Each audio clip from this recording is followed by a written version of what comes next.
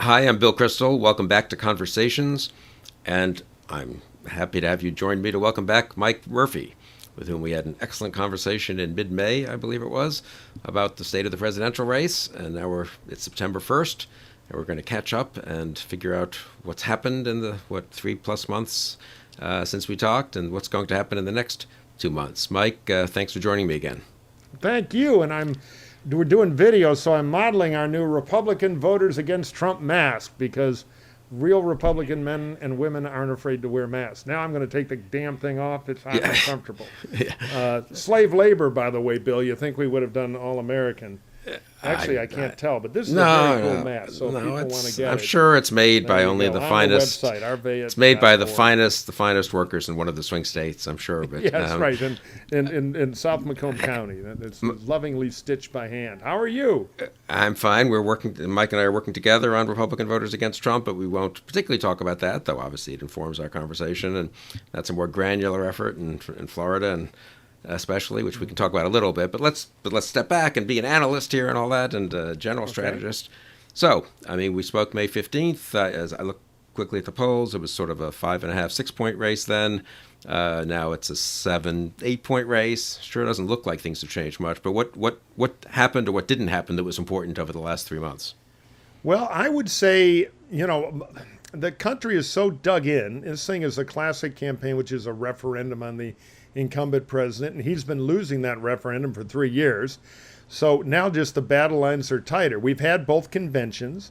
It's been weird with COVID. The convention model got blown up. I think the Democrats did a fairly good job with their convention. They avoided the disaster, which was a win, because if you're the Dems, you're ahead, and so you're managing risk while trying not to lose kind of the strategic control of the race. So did they have a convention that reinforced that? I would say they did.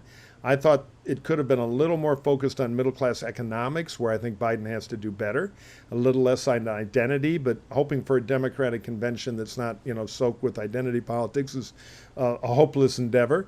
And I think the most important thing about their convention was that Biden, with low expectations, gave a strong speech in the situation he had, and the surrogates did. Michelle Obama, Barack Obama. So all in all, I think they ought to be happy. The Republicans also executed a convention without a disaster, but it was not a very strategic convention. It was basically a celebration of the Republican primary. It was Oscar night at Fox News. So did they make the votes they already have happy? I'll bet they did. Did they get the votes they need because they're behind and significantly in some places?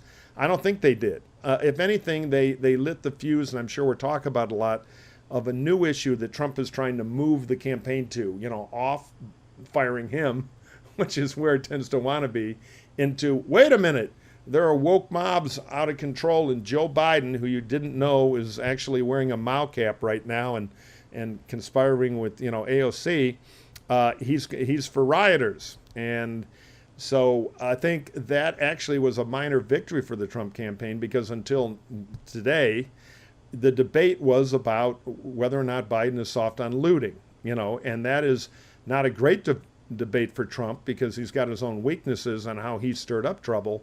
But it's a good debate for Trump just in that it's not all the other stuff that's worse for Trump. So we saw the Biden campaign, Joe Biden give a big speech, reframed it that he's the candidate of safety and normalcy. Trump is the candidate of burning cities and disorder and thuggery. And he reasserted, which he needed to do, Biden did, his allegiance to law and order, that protesting is good, but looting and setting fires is wrong and ought to be prosecuted. I think it was an important move for the Biden campaign. So here we are, and again, still a 6, 7, 8 point race. Yeah, that was yesterday, Biden's speech, just located, I think, last day of August. And today's September 1st, a day fraught with history, obviously, though Yeah. hopefully nothing like 1939 will happen now. But let me ask just two things, and then we'll go forward. When we last about sort of what's happened or hasn't happened, one, sort of how much do you think the race has been shaped by COVID and by the oddness of everything being virtual? How much has that mattered? And secondly, the one thing we did talk about in May was the VP pick for Biden. That's the one big thing that happened. And give me your political judgment of that. Well, I think as far as, what is just thinking through. Let me start with the VP, because I think that's probably the more important thing than the tactics Right. of the last few weeks. I think it was kind of a necessary but sufficient but not outstanding pick. And I look at these things. I'm not trying to make some judgment about history or society, just the politics of it. And I think the more in the wake of COVID, which is clearly, as you put it, kind of taken over the race, the concept of competence is really important. And I think that the Kamala Harris pick reinforces voters that Trump already has. But she doesn't, in my view, reach out and I was widely ridiculed, but I was always for Gina Raimondo just because she's the best, most competent Democratic governor in America, or a super suburban friendly politician like a Gretchen Whitmer.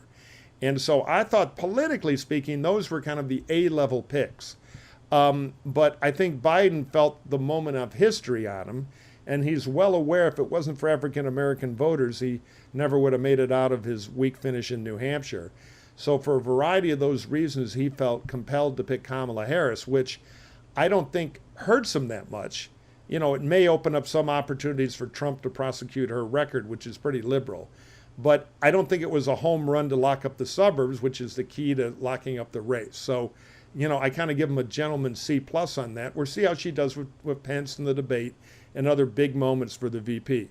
The last thing I'd say just about COVID, which is driving everything, is in some ways COVID is driving the tactical limitations of the campaign more than the messaging of the campaign. And what I mean by that is it's hard to campaign. You can't do a lot of the traditional stuff.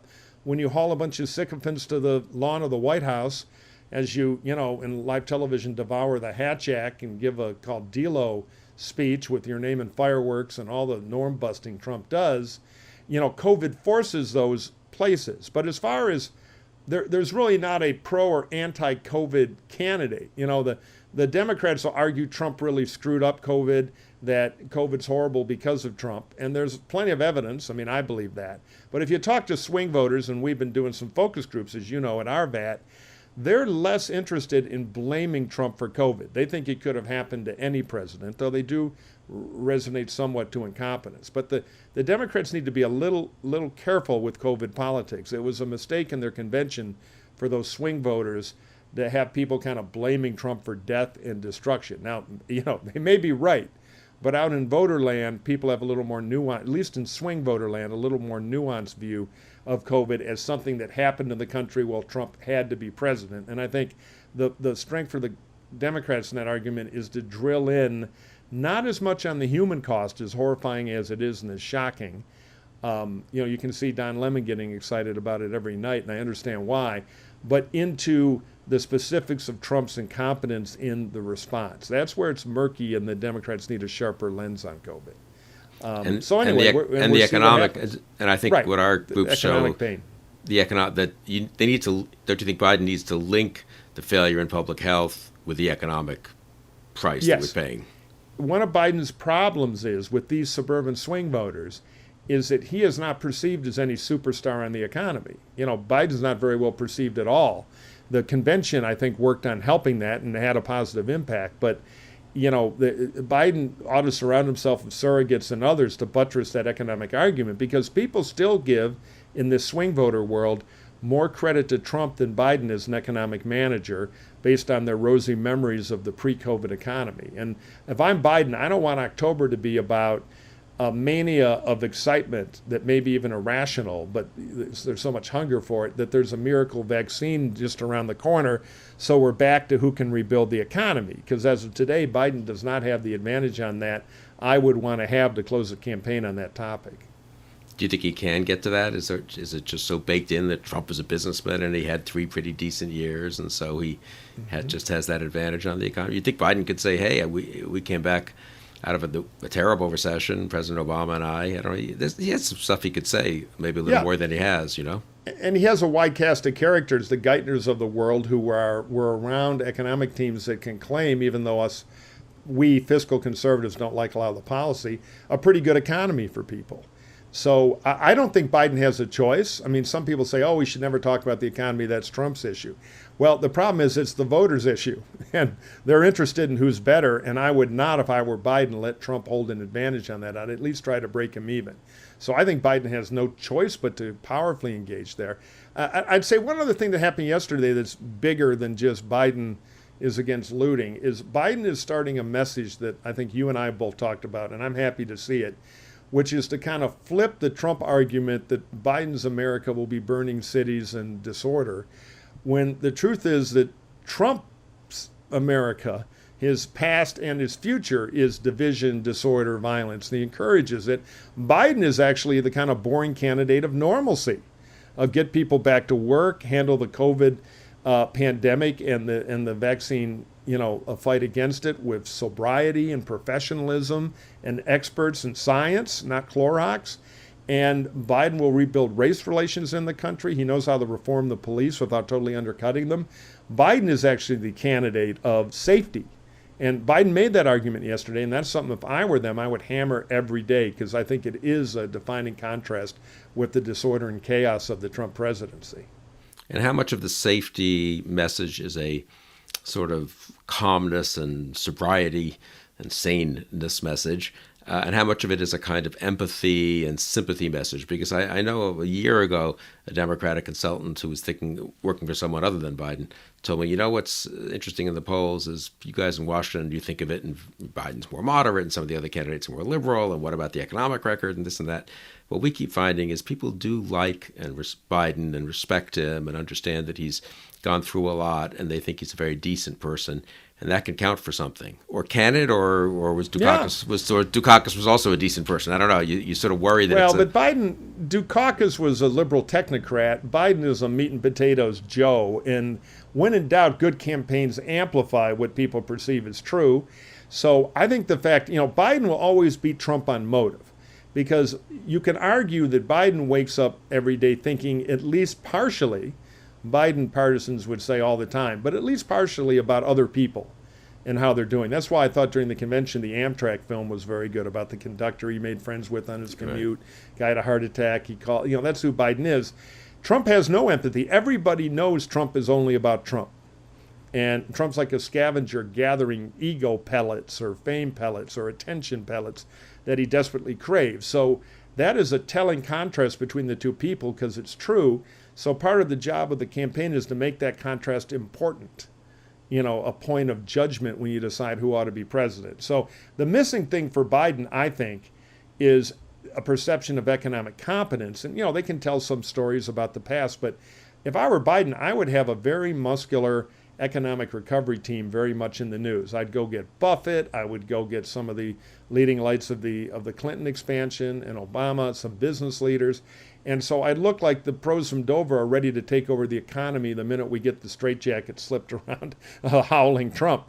And add that to the pandemic, because the pandemic politics going forward is going to be about how fast can we get an effective vaccine that's tested and safe and get it applied to every American. And that's a logistical thing. That's a D-Day. That means experts and calculation and timetables, not Trump firing somebody because they sneezed while he was talking. So, there's, I think, a fertile place for Biden in the next 60 days to do all this and, hold his lead, which is Biden's great situation. Biden just needs nothing to happen.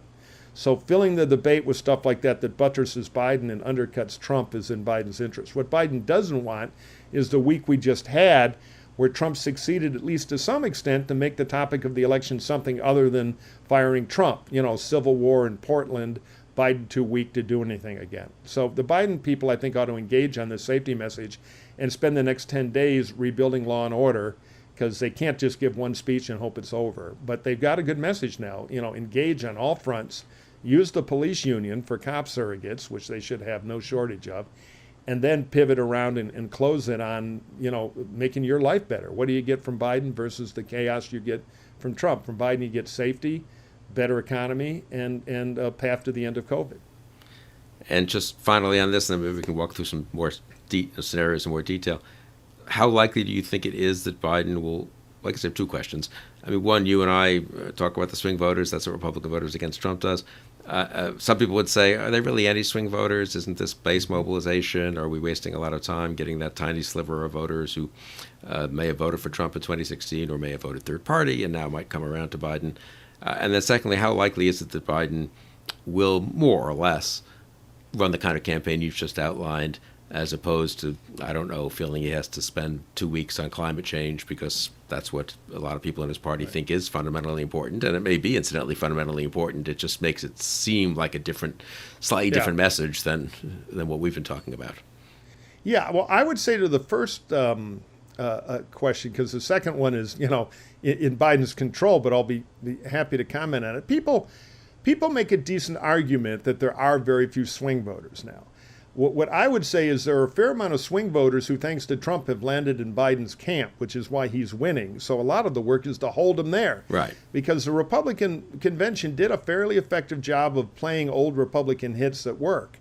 So I think as the polling kind of matures, because it's still a little late, polls are a great mirror in what happened 10 days ago. So we need to get another week down the line here. I think we're going to find some of those soft Republicans are creeping back because they hear the homecoming noises.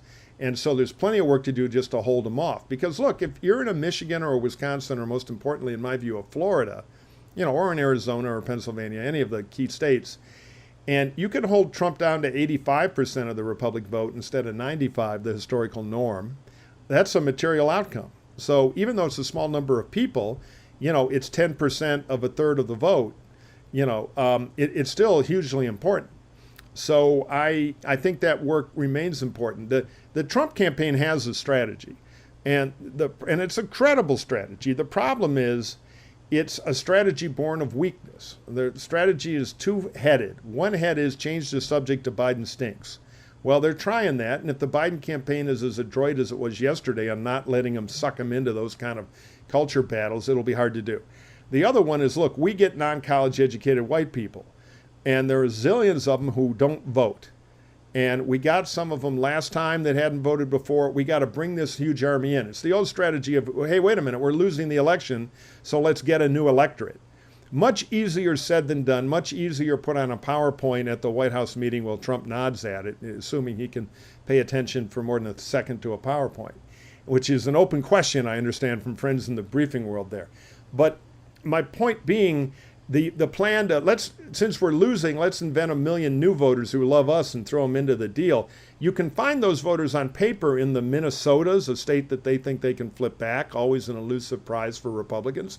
Trump lost it by 45,000 votes last time, relatively close. You saw a lot of Minnesotans at the convention speaking. They think they can do it there. They think they can do it in Wisconsin, Michigan, Pennsylvania. So they're trying hard, and the Democrats are concerned about this. But my experience has been it's very hard in a presidential year where a lot of people vote to drag in new voters. And if you were an alienated voter and you were drew in by Trump to participate because he was so revolutionary and he was going to blow up politics, I don't think you're around now. I think you were there in 2016. So the idea that, well, I missed out on the whole Trump thing, I'm going to join it now, to me seems kind of an illusion. But, that's what they're trying to do. That's their base strategy. On the Democratic side, the base strategy is, hey, we got to get minority votes out, all the stuff they do among communities that are overwhelmingly Democratic, and it's a totally smart move. They just got to be careful that their messaging to get the votes they already have to turn out in a year where I think Trump is the best turnout program the Democrats have ever had all by himself, can be dangerous because the messaging can start to scare the suburbs. If Joe Biden starts sounding like AOC, she'll put Trump right back in business, or he will. So I think the Biden people get that. I think Biden's instincts as an old school lunch pail Democrat get that. But I worry about what I'm sure is an extremely muscular woke department of the Biden campaign, muddling with messaging, which gets to your second point about, is the whole thing going to be about solar powered dune buggies? Well, maybe we need them. But I can tell you this, you want to win the industrial counties in the Great Lakes, that kind of belt from western Pennsylvania across northern Ohio and Michigan, up across the top of Indiana, up to Milwaukee and Green Bay, Wisconsin. The Green New Deal is not the ticket there. In fact, it's an opportunity for Trump. So, it's going to be up to the Biden campaign to understand that this race is about the suburbs, not running Oakland, California up another 70,000 votes to have absolutely no impact in the Electoral College. And we'll see. Yeah, I guess it is tricky. He's ahead, and you have an incumbent with a 42% or so favorable rating, so that should be good for the challenger, all things equal. But the trickiness of motivating your own base voters and holding or winning over some additional swing voters, it's not nothing, you know. And I think the Biden campaign has done a pretty good job so far, but it's very early days in the general election, right? So the convention clearly was very much, they had that very much in mind, though, with all the Republicans they showcased. And Yeah, totally. I mean, that was sort of striking. It's sort of taken for granted that happened now, but it didn't have to be that way. And a lot of people would have predicted 2 or 3 months that it wouldn't be that way, right? Yeah, parties are often run by their base. The problem is, over the last, decades that I've done this, I've noticed more and more that the press and the party influencers treat base voters like swing voters, and pander to them. And that's a huge problem, because the truth is they're base voters for a reason. They're for you. The truth is, what you do is put the base in some pain to go get the persuadable voters. That's how we used to win all those governor races in the purple states in the Republican Party. I worked on a lot of them. Trump has forgotten that. His whole convention was sucking up to the votes he already had. And there's no magic trick that when you get a voter on election day to snap your name on the lever or on the stylus and they do a cartwheel of joy, that vote doesn't count any more than somebody saying, I guess I'm for him. So it's an addition business, not really an intensity business. And this church of intensity has just caught on. And in presidential elections where turnout is already high, far higher than off-year elections, it's much more about adding. And so if Biden can hold the suburbs, I don't care if there's grumbling in Oakland, California, or other places where, Democrats get a lot of votes for free, because it's not about there. It's about a couple of states in the Electoral College, and I care a lot more about what's going on down the western coast of Florida, or in the industrial suburbs around Green Bay, or down in Milwaukee or Detroit or Pittsburgh, than I do about, he's not woke enough in Brooklyn, because the woke voters have no power anymore. The primary's over. And they don't stay home. That's the biggest myth in presidential politics. Oh, the vote will stay home. The only thing that's ever happened close to that is Midwestern African-American males didn't like Hillary Clinton, and she underperformed, and that's one reason that she lost Michigan and Wisconsin. But that is it's a fairly small force compared to the massive tides of white college-educated suburbanites abandoning Trump. That's the backbreaker, and that's why Trump is in kind of political intensive care right now. So whatever Biden should do, don't screw with that. It's what's working for him. And Biden has more natural appeal, it would seem like, to those voters. Yeah. And Kamala Harris is on the ticket, so for a couple of reasons, it would seem like he doesn't have to alter his message too much. He should be respectful, obviously, of those voters and attentive to their concerns and visit their areas and so forth. But that was the great argument for Kamala, which you buy a get-out-of-jail-free card to do the other stuff right. But during the first week of the Republican convention afterward, the Biden campaign seems stuck to me, that they don't understand that they have the ability to maneuver. They got it yesterday, but it took a while. Yeah. It took a small Democratic panic breaking out. And generally in preemptive moves like that, it's always better to move fast rather than slow, because then when you move slow, it looks like you're responding from a position of weakness, not of strength. So it seems to me if it had been another 4 days, I think Biden would have gotten himself in more trouble. Yeah, they seem always never to go quite as quickly as one might hope, but still ultimately do something that's pretty much answers the need, I think. Yeah, in the end. Yeah. So there are two kinds of events that could really change things over the next 60 days. External events, the economy, public health developments, race riots, God knows. I mean, and then there's the campaign, stuff the campaign controls. Maybe begin with the stuff that, since the former is kind of hard to predict, obviously, and hard to know what the effects would be of international crises. I mean, I guess the debates are the big thing. I mean, would you say, of just looking ahead, if you were advising someone, when should I be paying attention? When could you get a real change in the jag in the poll numbers one way or the other? Well, I think in terms of the big things that are going to hit the race now, I would say one is the debates, and we can go into depth on those. Won't do that right now, just to make a list of what could happen. The debates are big. Credible news of a highly effective vaccine test. Now, vaccine tests are supposed to be long-term because you're looking for dangerous side effects. So by definition, that can't happen in October. But I still believe with these massive trials going on, information in our digital world is going to leak. So there could be what I call a mania of vaccine excitement, and that would have a big effect. There could be a foreign event There could be a domestic terrorism event, both of which can really, shake politics. There could be a intervening event from some organization. The Southern District of New York could ramp up their tax evasion case, allegedly, percolating against Trump.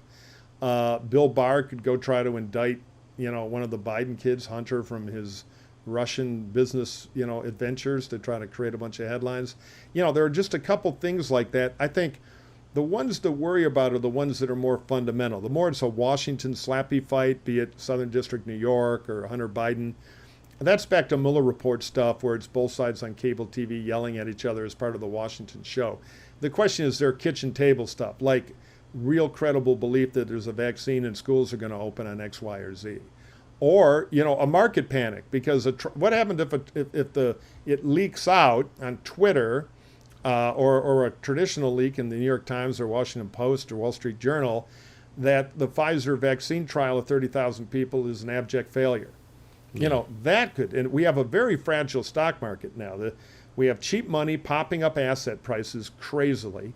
And all we need is, right now the market believes that the COVID doesn't matter because it's temporary. It's 3 bad quarters, everything back to booming. But what if that psychology were to quickly change? Then you'd have a real, I think, retrenchment in the market, which would lead to middle-class economic panic. Right now, Trump is benefiting from the frothy market. That guillotine blade or that axe can swing the other way. So there's a lot of stuff. And probably a couple of things, whatever they may be, will happen. And then finally, his candidate performance. Trump doesn't handle pressure well. He sees the polls. He's swinging around. He had the crazy interview of Laura Ingraham. Now, admittedly, that's the crazy department of his campaign, shoring up the base again. But, Trump could do something really unhinged and say terrible things. Joe Biden, now that he gave a great speech at the convention and he killed Sleepy Joe, he has expectations of performance now, both at the debates and now that he's re-entering the campaign trail. Biden could have a bad day. So I predict a bumpy ride here because I think there will be intervening events. Last thing I'd say is just the psychology of the race. I often joke that our beloved Republican Party under Trump has become the stupid party, and the Democrats have become the neurotic party. So they're so used to being 7 points ahead or 8 points or even 11 or 12 ahead in the poll, religiously checking Nate Silver every day in the New York Times, that if all of a sudden we had a couple of 3 or 4 point polls, the panic inside neurotic Democratic world, what my Democratic consultant friends call the bedwetting academy, would explode. And that can shake a campaign and affect its actions, either maybe for more action or maybe for panic and retrenchment. So I think this thing is a high-strung election, which means that things could happen. So contrary to on the surface, if you just look at the polls, it's been the least volatile election. Placid. Yeah, the most placid election, ironically, with all of COVID and the economic situation. Yeah. And I tend to agree. Psychologically, it feels to me there's an awful lot of stuff on a tight wire, and the economy can look pretty hopeful, and maybe it's coming back, and maybe there's a vaccine, or it could be the opposite, right? It settles in, the stimulus stuff and the PPP starts to go away. People realize, oh my God, I'm probably not getting my job back, and also I'm not getting quite the check I was getting before from my employer, who was, correctly probably, as a matter of policy, being paid by the federal government to keep me on the payroll, and maybe the testing isn't coming as quickly as we hoped in terms of the quick tests and the vaccine. So I mean, I guess the degree of, and then foreign interference and foreign policy, it's a weird situation to have such a stable race, but also a stable surface and but somehow not stable underneath, it feels to me like, right? Right, and more violence. Look, I would bet money, I can't prove it, but these Antifa thugs have, what we used to in the anti-Soviet days call Comintern paw prints all over them. Because it's been part of Russian foreign policy since the Soviet era to destabilize the U.S., and their favorite playing ground is race. Because they take a rather unsophisticated view of the U.S., that it's a racist hellhole here, and what has always been the destabilizing goal is a big race war, going back to the 30s. So I guarantee you that Russian intelligence assets are helping to foment this, trouble. Plus, what all the state actors who are hostile, the Norks, the Chinese, anybody might be doing in the internet. So, that stuff is out there and it hasn't gone away. The president, one of the reasons I'm an opponent of his, doesn't seem to give a damn. But there's no doubt that that stuff, which is pretty sophisticated, is going on. And then finally, you've got all the tension about the structural institutions that count the vote. Because of COVID, we're going to have a lot of absentee ballots. Some states are ready, some aren't. So we could have, and this was in one of the Washington Beltway things today, that there are some people in the analytic world on the Democratic side who have a pretty strong case that if the networks just report regular election numbers based on who showed up that day, as opposed to the 30, 40, 50, 60% who might vote in a given state by absentee, it could look to an unsophisticated person who doesn't understand all this crazy election plumbing and wiring, and why should they, that Trump has just won a landslide. And so the left is going to say he just stole the election. And, the right is going to say, aha. And then the absentee ballots will start pouring in and the numbers will start changing. And the right will say, and Trump, our irresponsible president, may well say, they stole it, phony count, call out the National Guard. And then we get into this awful banana republic thing for a week. And this finally, on top of that, is regardless of what Trump has done, and he's done plenty in my view, the U.S. mail just systemically has been in trouble now operationally for years. Part of it is the rise of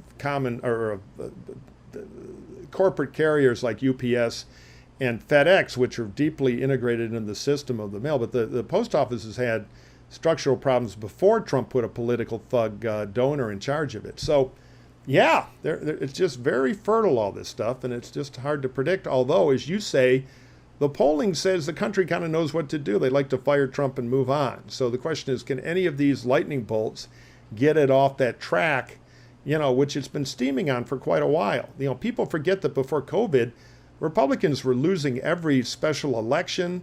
We lost 9 governorships. We lost the House. It's not like the Trump era has been a surge of public support for the Republican Party. It's been the opposite.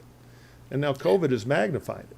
And Trump's approval has been, between about 38 and 45 forever, literally, for his entire presidency, which is not much variance compared to other presidents. And you would have thought maybe COVID and the economic plunge would have really knocked him down. And it knocked him down a bit. Well, first it gave him a little rally to the flag effect. Then it knocked him down later, I think midsummer.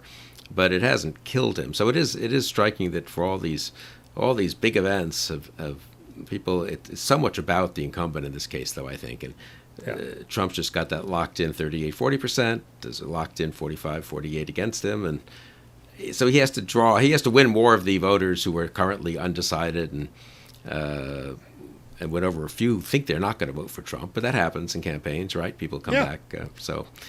And Trump, just to agree with that, the great problem Trump has is he doesn't know how to fix his Trump problem. He's the atomic clock, as I often say, of being Donald Trump. So most presidents could use a pandemic or a national crisis to really help themselves. A lot of the governors have.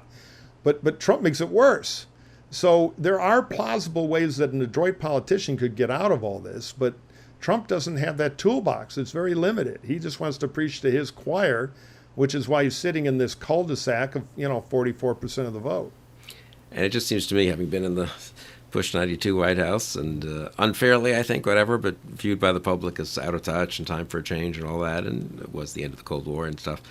Just very hard once you get to September. This, I do think, hasn't changed, even with all the external events and debates and stuff that could happen.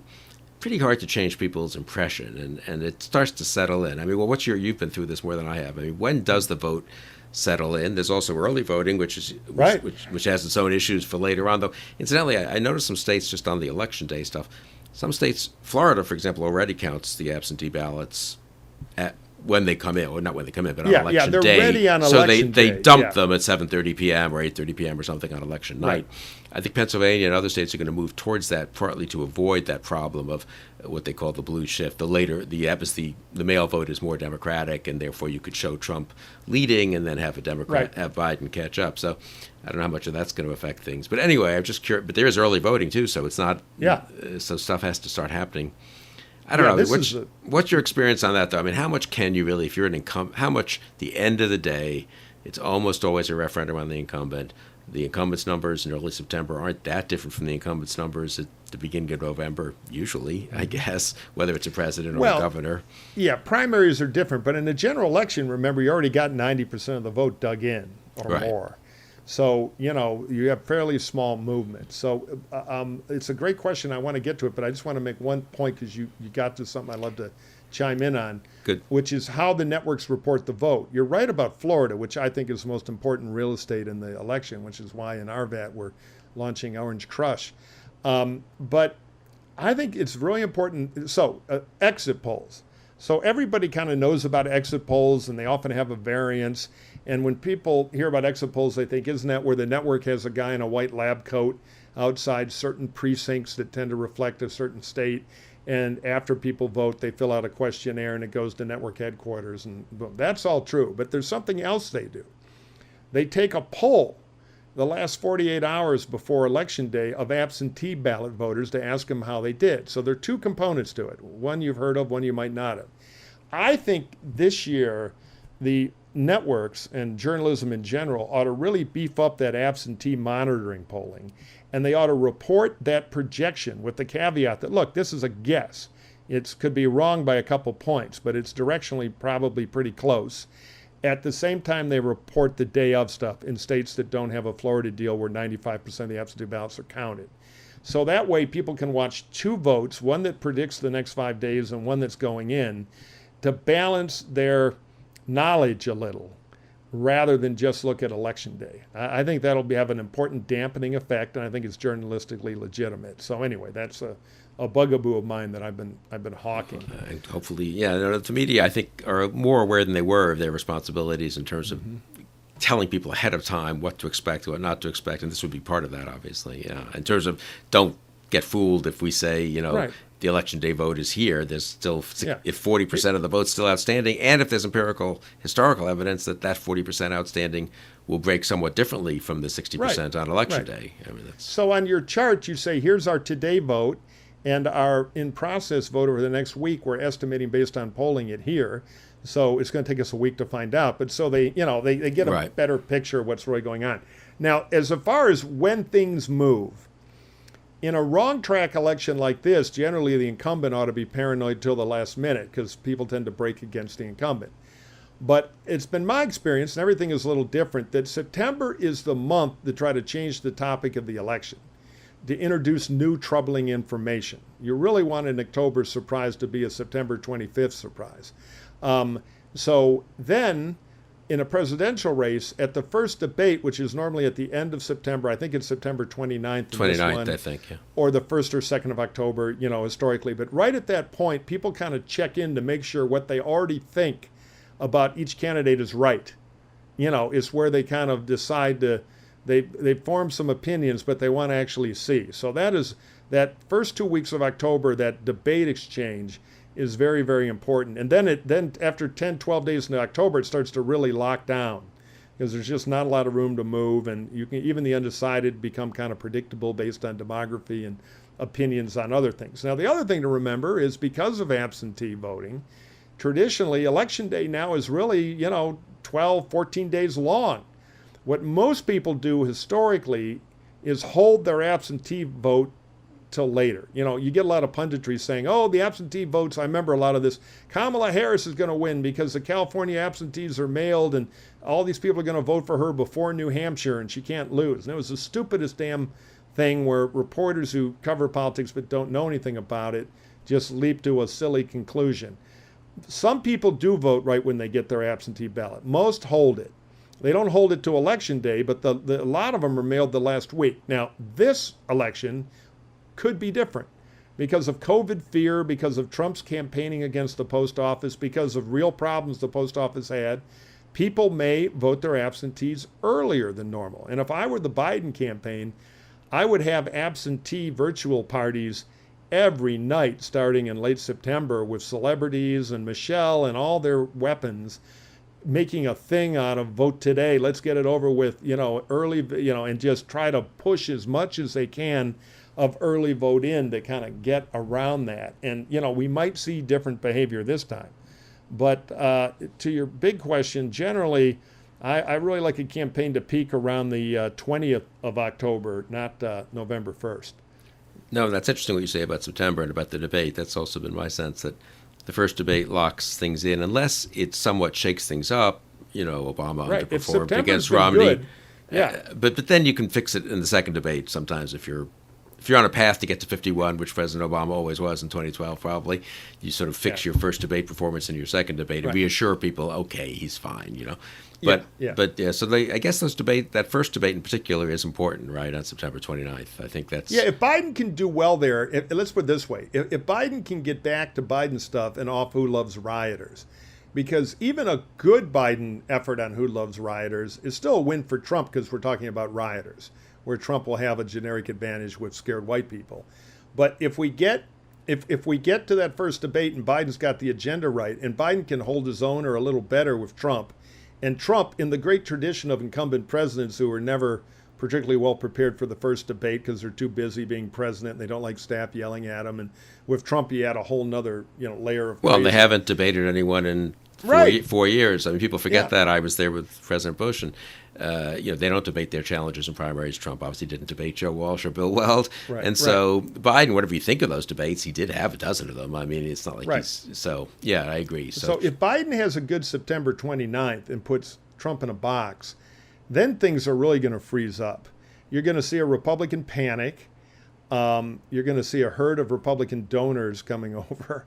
A whole lot of good stuff will happen, and Trump will take that pressure badly. And because the Trump culture, because Trump has no loyalty to anybody, he's mostly surrounded by dregs, the dregs will turn on each other. And so it'll be a feast for people who like to read inside baseball, unnamed source stories in the Post and New York Times and everywhere about which Trump consultant hates which Trump relative. And so, and Trump will react to all this. So you could have a very wobbly, first 10 days of October, which will hurt Trump more. And again, I call this scenario 1. And then the thing compounds on, and Biden's in pretty good shape. And a lot of the Republican energy in October will go to a panicked effort to try to save the Senate, which will be in severe jeopardy if Biden keeps steaming along with a good lead. So that's kind of the best Biden scenario. I think some version of it is probably most likely. And then you get to other scenarios, which are either a Trump comeback or the race collapses to a real close fight. So on scenario 1, you think that could even open up to a Obama 2008 type victory, or even a little bigger? And yeah. I mean, it won't be 12 points. It'll close to 5 or 6, but 5 or 6 in the right places, and it's Biden's well into the 300s in the Electoral College. But it could open up. He's picking up Senate races. And there's still some truth, isn't there, to the undecideds breaking against the incumbent at the end. So you could imagine it going in at 7 and ending up at 9, for Biden. So that's scenario 1. And that really... I'm not quite that optimistic because of the polarized country, but I can see it starting at 4 and getting to 6. Yeah. But we'll see. And that's the good scenario for Biden, and that really depends on not having debating riots for the next month. In your view, getting a little more of an economic plan to come back out of Biden, and then doing well in the debate. Of course, that's the Biden is ahead, Biden stays ahead. Trump doesn't lure him into any swamps, and Biden doesn't let Trump run wild on economic management. He doesn't even have to beat him. He just can't be losing it by 10. He'll lose it by 2.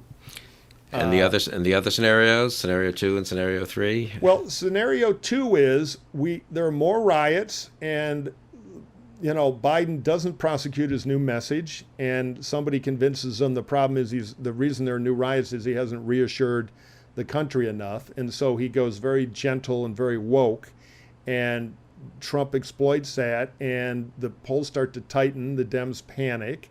The whole race now becomes about only black turnout can save him, which then, in the hard politics of it, starts to define Biden more as the champion of color, not of everybody. And Trump tightens a bit, and then Biden has a bad first debate on the 29th. And he isn't prepared to handle Trump making stuff up, Trump catcalling him, and he stammers and he gets a little lost. And it's enough that confidence is shaken in Biden between the polling numbers and the debate performance that Trump starts to have a bit of a comeback. Now it is not necessarily Trump's race because of all his problems, but it's a much tighter race. and it's nip and tuck all the way. And the Republicans may have a way then to hang on to the Senate majority narrowly. And you could see the focus move to the Sun Belt with the states that are less Caucasian, like Florida and Arizona, and less about Michigan and Wisconsin, and to some extent, at least Western Pennsylvania, than it is now. So that's kind of the dogfight scenario where Biden loses control of the race and it becomes more of a tighter race. But I think in the end, Biden closely prevails. So, and that's, yeah. And then there's the, I guess, in-between scenario where it just kind of chugs along and nothing much happens. Well, no. That's the middle fight. I would say the third scenario is Biden screws up both debates. Oh, okay. It's all culture war, and there's incredible vaccine news that's credible. So COVID is in the rearview mirror, and there's a feeling of we've done it, America together, and Trump can go pure. Now I'm going to restart the economy and make you all rich, as opposed to this guy you now have seen is not up to the job. And that's Trump's miracle comeback, where he wins Minnesota, he wins the industrial Midwest, and he X out Florida. Maybe he loses Pennsylvania, but he makes it up with Florida, and he holds Arizona. Yeah. And he holds North Carolina. That's the least likely, but that's the Trump comeback. It needs Biden participation and failure, which, I'd bet against it, but I'm still haunted, and I'm a Biden donor, and I'm for Joe, and I'm very proud of what they did yesterday. But I remember Biden in Iowa and New Hampshire, where he wasn't at his best. So, I know what that looks like, which means you can't say it's not a probability. Okay, well, now I'm going to have to take me about then you 2 and I are in to jail. recover. Take me, which country? How fast do we have to get out of here? Is the question. I have found the best escape route that I've used in my previous life is St. Clair, Michigan, right north of Port Huron. There's a small by Canada, a small thing that a small boat can easily trespass at night, and the Canadian Coast Guard are pretty low-key. Used to smuggle beer in there once upon a time when the Michigan age was 21, and some of us 17-year-olds had time on our hands and access to boats. So there's a couple of bootlegging paths that the Purple Gang invented in Detroit, north of Detroit, that we can use. And we have many friends in the Canadian conservative movement, Bill, and they've offered to shelter us. And the Trudeau government won't turn us over, presumably, because he doesn't. No, they probably will, but the Tories up there, who I've worked for a long time, are well organized with a network of bunkers. They're ready. We have a plan. This is really reassuring. There you go. Cheer you up a little. Okay, now we're involved. Let's talk a little bit about a couple of states. We're doing this project. You're leading this project for Florida for Republican voters against Trump. There's been a little surprise. Gee, is Florida the place? Isn't the story of 2016 was the blue wall collapsed. It was the three Midwestern states, Pennsylvania, Michigan, and Wisconsin. Trump needed to win only one of them, actually, and he won all three. But those are the three. Two of them elected Democratic governors in 2018. All three have Democratic governors now. So isn't that the way to back? And why are you focused on Florida, which fell short in 2018 of Democratic hopes? Right. And of course, Trump won by a little over a point, I think, point and a half, something like that, point and a quarter in 2016. So make the case for Florida being decisive. Absolutely. Well, part of the case is that there's plenty going on in the industrial Midwest because those are the states. I feel like they're covered. And RVAT, we've done a ton there, probably over $8 or $9 million of real Republican digital advertising and other things there. So those, along with Arizona, which is an interesting case this time, is a pickup in North Carolina. So one reason is we're not going to add a lot there beyond what we've already done. Florida is special for multiple reasons. One, unlike Michigan, Minnesota, or Wisconsin, which are 75 to 80% Caucasian, Florida's 53% non-Latino white. So racial politics is practiced by the vile Trump, don't have the same power there. So it's a good hedge. Second, with those states in the Great Lakes, you've got to win 3 of them in most scenarios to win.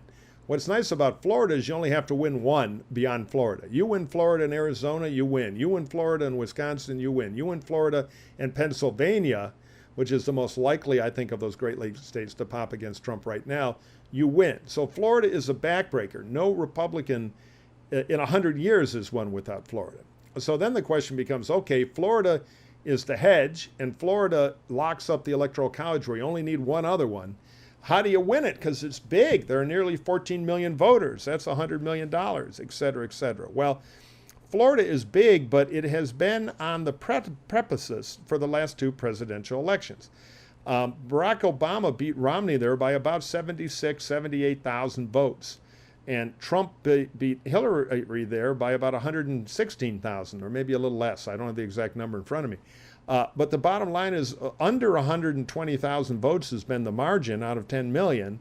So it's a pretty divided state. If you can talk to the right couple 100,000 people and do that well, and the Democrats do a good job of making sure that their Democrat vote is there, enthusiastic and participating, which I believe they have the money and the ability to do, you can win Florida. And, if you look at the average of the public polls, Biden's been ahead since last September. Trump's only had 2 months where he's ahead, never by more than 2 points, which is within the margin of error. So Florida has changed demographically.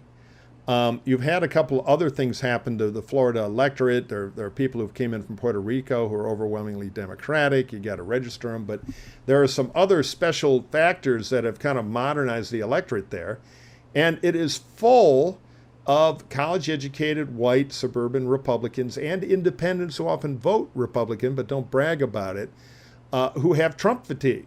And so if our job at RVAT is we're trying to apply messaging to just a couple 100,000 of those fulcrum voters to try to help Biden there and help him, frankly, right now hold his lead.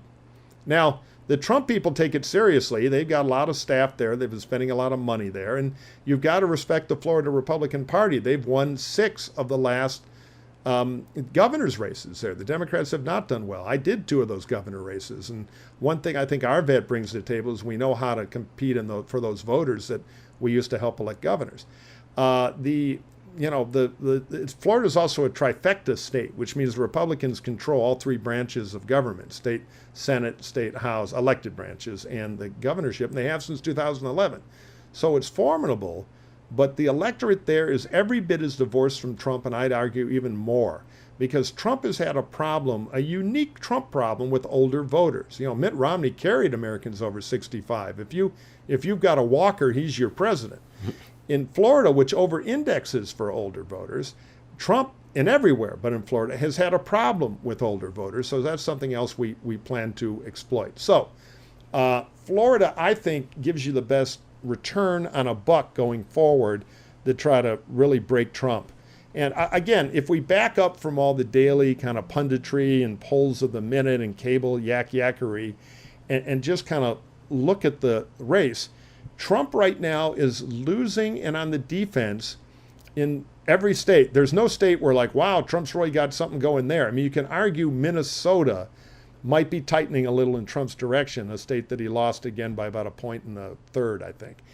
But Trump is in retreat or dug in fighting from behind in every state. So if he's got a war in Florida where he's behind, and in the 3 industrial Midwest states where he's behind, and in Arizona where he's in real trouble and the Dems are running away with the Senate race, it's a really good multi-way chokehold on Trump right now. And if he can break out of one place like a Wisconsin, Minnesota, upper Midwestern, super white states, they both had riots in Minneapolis and now in Milwaukee, and there's a resentment locally, and he manages to crack the code there, you still got them all tied up in Florida. You're on the offense in Arizona, a state he carried last time, and Michigan and Pennsylvania both look pretty bad for him. So, it's a head strategy, but it also concentrates resources on a state where there is, in every poll, a huge opportunity. And what strikes me is that, Democrats they were excited to win the governorships of Michigan and Wisconsin, to win them over, to hold Pennsylvania, to make some progress in the state legislatures in those Midwestern states. And they were so disappointed to lose both the Senate race and the governor's race by about a point, less than a point, I think, in one of them, in Florida. But of course, if you think about it for a minute, it just feels to me like if Andrew Gillum could get within a point of Ron DeSantis for Florida governorship, and 2 left-wing, for the state, honestly, and still got within a point of DeSantis, who was a respectable gubernatorial candidate, played ran a Trumpy campaign, but also, I think, appealed more to the non-Trumpy Republicans. It's sort of hard to believe Biden can't run a point ahead of Andrew Gillum, right? I mean, that's really what it would come down to. Now against it's different Trump, turnout, by the way, different not against the turnout, guy named different DeSantis. turnout, the different turnout in the presidential race. And there is that. I was watching on 2016. Florida's the first to come in of those really big states, right? It closes, I think, at 7:30 Eastern, almost the whole state. And I was sitting there with Stephanie Cutter, who's a Democrat who worked for President Obama, and we saw Florida come in. And the famous exit polls that we discussed earlier, of course, they'd assured us at 5:30 p.m. in the meeting, top secret meeting where they presented the exit polls, Hillary was going to win. It was a little closer than some people thought, but she was fine. She was going to take Florida and, of course, the Midwestern states. North Carolina maybe too close to call. And we watched the Florida stuff come in, and she's a shrewd observer of it. And I talked to you and others and had some sense of what to look for. And those numbers started to come in from the Panhandle and from rural and exurban Florida, and they were massive. I mean, and Trump Pasco County is the great example there, north of Tampa. Yeah, I mean, I was with Carville at NBC doing the same thing. But so there's a little political consulting trick. Duval County, which is Jacksonville, tends to report really fast. It's a nice buttoned-up county. They have their thing done. It is a Republican tilt county. It's really a swing county, but slightly Republican. Romney carried it. So those numbers come in first. And I know that the consultants on both sides follow it like a hawk because it's the canary in the Florida coal mine. And so when they came in, Trump was doing worse than Romney, who had lost the state, running about a point behind him or so. And so immediately lightning bolts went around, and there's like a betting pool on that. And some of the local Trump Florida people were all betting that Trump would lose. Like Sure. Kellyanne, who was speed dialing every reporter on election day saying, oh, it's all Reince Priebus' fault. I warned him we were going to lose. We never Right. could have won this thing. It's just the Washington bullshit. Every political reporter in town got that call on election day from her. So, but the Duval thing made most of us who know Florida numbers thinking, yeah, it's going to be a Romney number minus a quarter point maybe.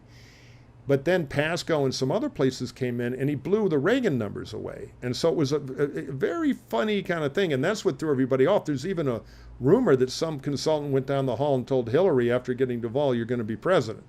I feel a little bad for her because that's a hell of a thing to go through. But that's what the very early canaries said that's normally right. So, yeah, Florida, it'll be interesting. And that's really what happened in Michigan, Pennsylvania, Wisconsin too. Yeah, I mean, just everywhere. a little suppression of African American turnout in a couple of those states. Though not Pennsylvania, where I think it was pretty high, and even so, it's just massive turnouts for was Trump more Midwestern. in the rural and exurban areas, which makes you.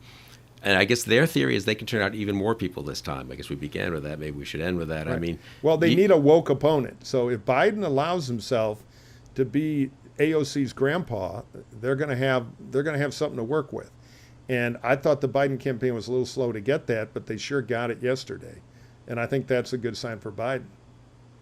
Any last things to tell people to watch for? I think the September thing is important. I've thought that for a while, but I hadn't really focused on it. But we're in September suddenly, September 1st, and the debate's literally 4 weeks and a day from now, so the time is beginning to compress. I mean, if you want to get a message out there, you sort of have to start doing it now. Pretty late in October there could be a surprise, but pretty hard to introduce a new message, and people already are voting, of course, absentee and stuff. I think Biden is in for another couple of days of law and order, which is just fine because he's now got a good message on the offense. He shouldn't be shy. I would pound the shit out of it for a week. I would also, somebody needs to call the governor of Oregon, by the way, and say, hey, don't you have a National Guard, the curfew ability? Because Portland's been running wild for 100 days. It's time to button that up and get it out of the news. And go ahead, have a law and order week.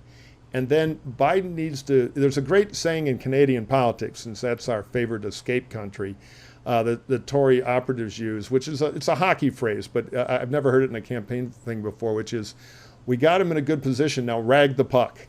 And that's what Biden needs to do. He needs to stay in control of the race in September, keep it on Trump, push his big themes, and then survive that first debate. And add the economy, you've been saying, though, really. Yeah, that's his move, is that, look, what does Trump give you after the economy? More burning cities, more chaos, no job, and a bungled COVID plan that won't make your family safe. I'll give you the best experts in the world, the experience to get it done, sanity, stability, and I'm going to put you back to work. I'm the stability guy. Trump's the reality show that you really don't need to watch another season of. And just pound the hell out of that, pound the suburbs, be scary. I mean, don't be scary, Joe. Be law and order, but big heart, unite the country, Joe. One team, we can do it, as opposed to the guy who's all about him. And just keep control of September, where he moves in on those middle-class economic issues, and then have a good debate where Trump's a cornered animal and clearly out of his mind. And then October is going to work fine. Okay. From your lips to God's ear, yeah. God, I like the ride the puck strategy. That will become brag the puck. Brag the puck. Oh, I thought it was like ride the puck. Like no, so. Well, ride is probably another version of it, but yeah, no. It's basically control the damn puck. Right. Because the problem is when you shoot a puck, it can go to the wrong place. Next thing you know, the other guys have it, push, and they're scoring. So it's ball control, basically. Control September. But don't be afraid to spend a week on law and order to exhaust that fight so it's a dead issue by October. Good advice. We'll see if people take it, and we'll see if the world cooperates. And I had assumed we wouldn't talk again here on Conversations till after the election in November and see what happened. But you've so intrigued me by this notion that September really could be crucial, and the September 29th debate is such a moment after which we may really know where things are going. Maybe we'll even get together to a special Conversations or something. Yeah, if our producer, if Andy Zwick will allow us to do it, maybe we'll do that right after at the beginning of October. But anyway, plug, Mike. Wear a mask. These are available at arvet.org. See how shameless I am? You are pretty. That's impressive. I wasn't even going to do that, and I've been involved in Arvet for a little longer even than you. Anyway, but Mike, thanks for taking time off from Thank you, Bill. your important efforts for Arvet in Florida and elsewhere, and thanks for joining me, and thank you all for joining us on Conversations.